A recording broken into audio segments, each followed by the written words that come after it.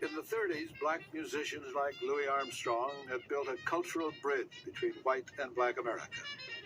Even so, the United States during the war years remained a segregated society. Most white Americans thought that was the way the country was supposed to be. The sophisticated Duke Ellington was as popular with white Americans as Glenn Miller.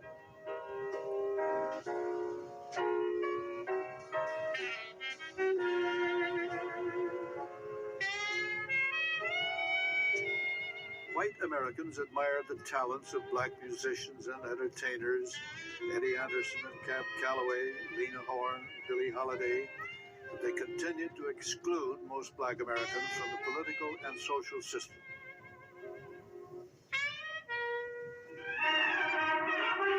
Jim jump is a silent shot, makes you 9 foot tall when you're 4'5". Yep. I tell you I mean it. For you, body and soul.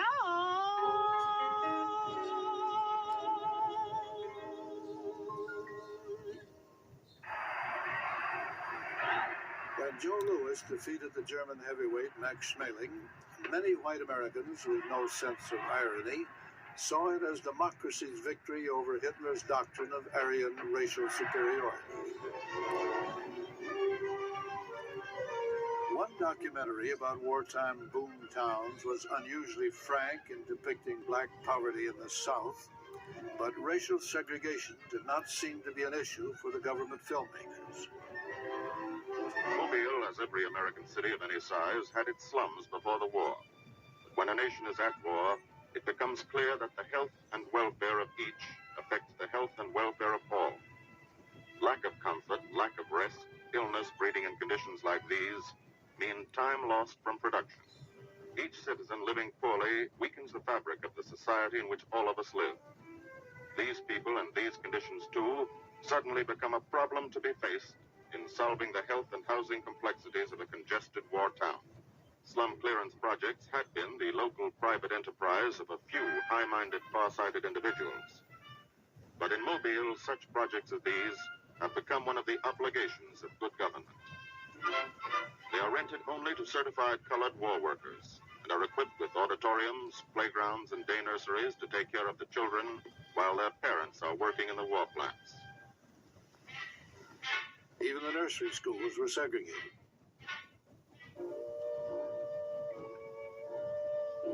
In 1940, 3/4 of all black Americans lived in the southern states, mostly in the rural areas.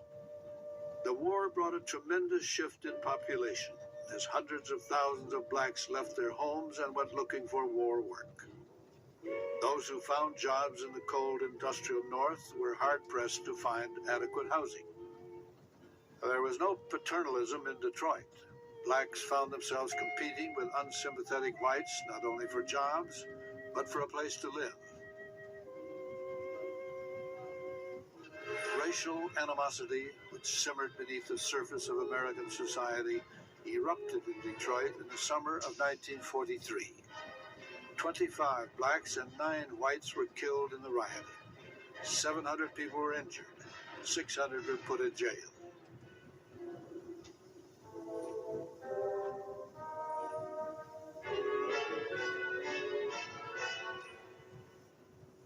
"6,000 American soldiers were sent to Detroit to patrol the streets and restore order.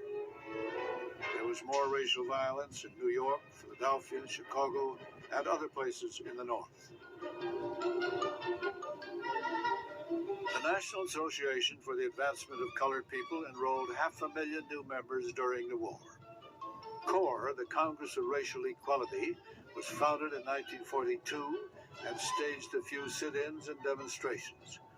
But throughout the war years, most black civil rights leaders urged restraint in the interests of national unity.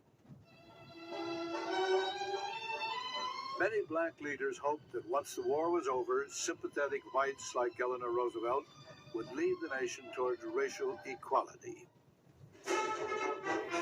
President Roosevelt, seen here reviewing segregated black troops stationed in Liberia, did not do very much for black Americans during the war years.